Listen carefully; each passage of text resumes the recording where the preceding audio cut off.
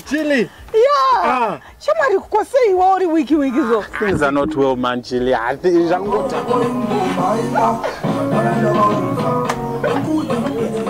streets social media mandinoswera ndichiona kuti nyaya dziri kufamba sei. Aiwa nhasi ndinavo vakuru veentertainment anditi hatigone kutaura nyaya yeentertainment tikasataura zvamama vatinavo panapa. Makadi yenyu mama? Ndiri pangu ko makadiko mukoma. Aiwa tinofara. Aiwa tinofara chose. Aiwa tinotenda.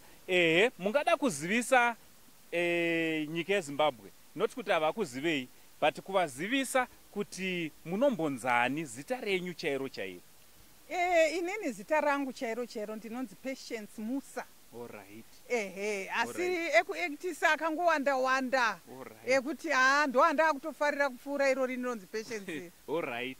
Okay. Vana Mai Jilimba, vana Mai Azuka, vana Ningirikini Nombodei, akawanda mani mazita angu akawanda nyango nditi chimuti. All right. Ndinongoda. All right.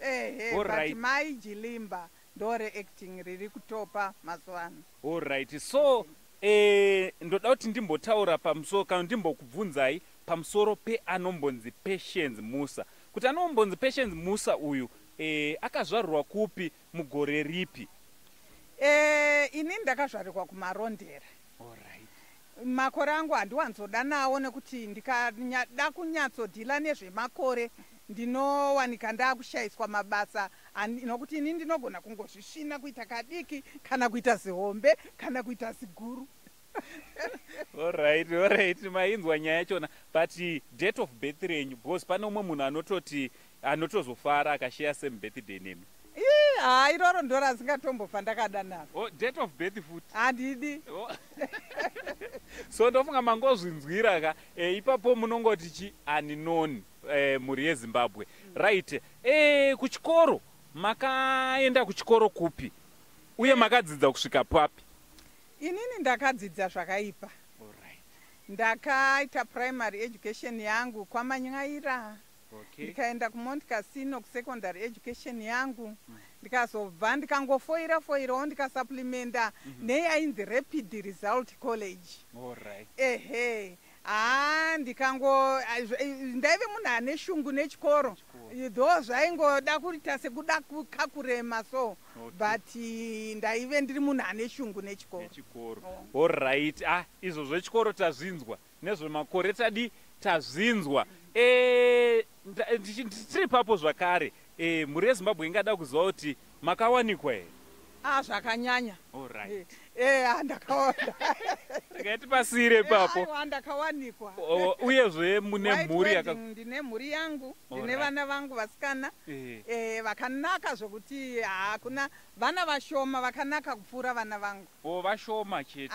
Tushoma, ndinowana vashoma because vana vangu vakanaka impama.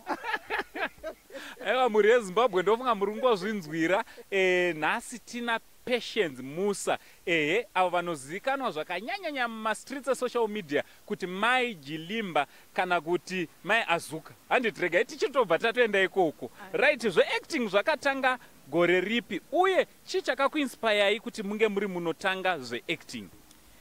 Ndongoti kutanga acting yangu inini ndaka inspirewa nemadramas andaiona paZTV ndiri mwana mudiki stereki. Saka ndakatanga ndiri mudiki chaizvo ndiri kuma85 ndichitangawo kubuda paZTV. Kubva ipapo handina kumboita breakdown yekunge ndichibuda paZTV kana kufadza ruzhinji. Gore negore I make sure kuti ndiyaita chinhu chinofadza vanhu. Saka haiwa ndiri kukuriramo, ndiri kuenda. Haiwa, ndofunga muri yeZimbabwe muri kungozvinzwira ende ndinofara nekuti haiwa chokwadika kana tikatongokuona itotoziva kuti drama ratanga. Aiwa, muri yeZimbabwe munongondiziva kuti pandinoenda kunanzva mutambo ndinenge ndakunanzva zvechokwadi. Aiwa, tisu vakuru vekunanzva. Handiti tiri papo tingada kuziva kuti zoni iye zvino regai ndimborega kubvunza zvekumashure nekuti nhoroondo yenyu tinoiziva zvakanyanya, but iye zvino ndezvipiwo zvamuri kuita especially panyaya yekuentertaina maZimbabweans?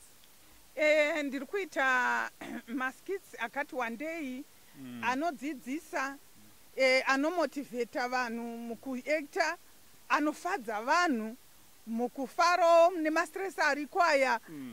Tinowanika tichingofadza vanhu nemaskitsi nemadramas chaiwo anobudawo paZTV ipapo. Tiri kuwanika tichimbimbidza zvakanyanya, hatisu tinotori simbi dzebasa. Ndimi simbi dzebasa mai papa murewe nhema.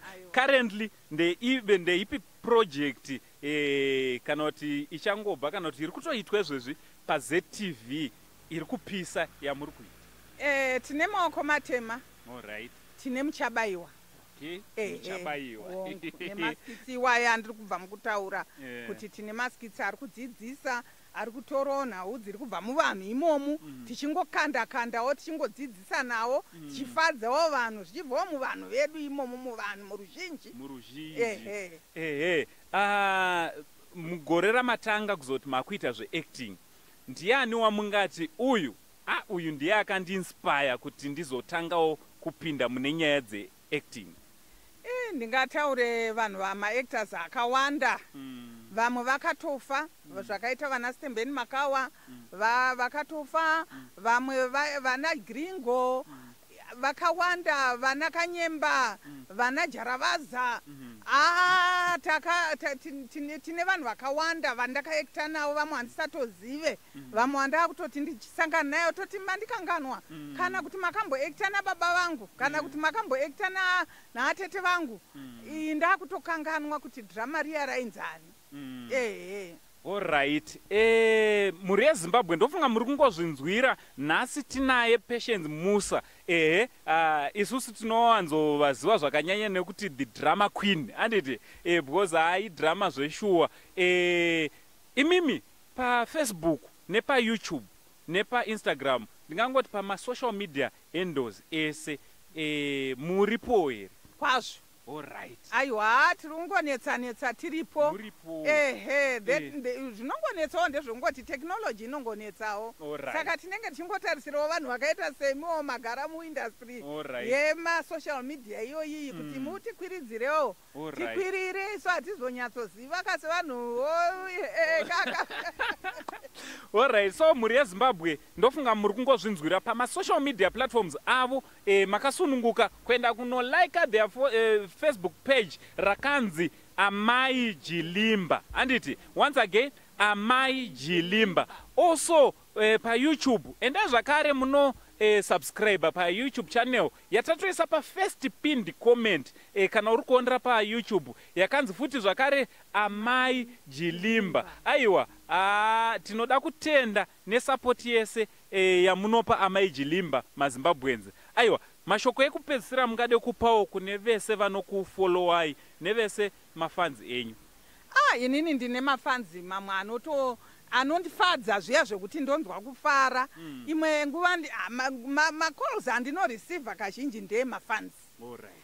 Ende ikoko kuna nana YouTube, ikoko Facebook, ikoko ndotowana kana mabasa akawanda through Facebook iyoyo, YouTube iyoyo. Saka ndinofarira kuti mafanzi angu ndinokutenda izvo kuti rambai makamira neni. Ndoda kusvika kuumburudzana nemi kusvikira hameno kuti rini.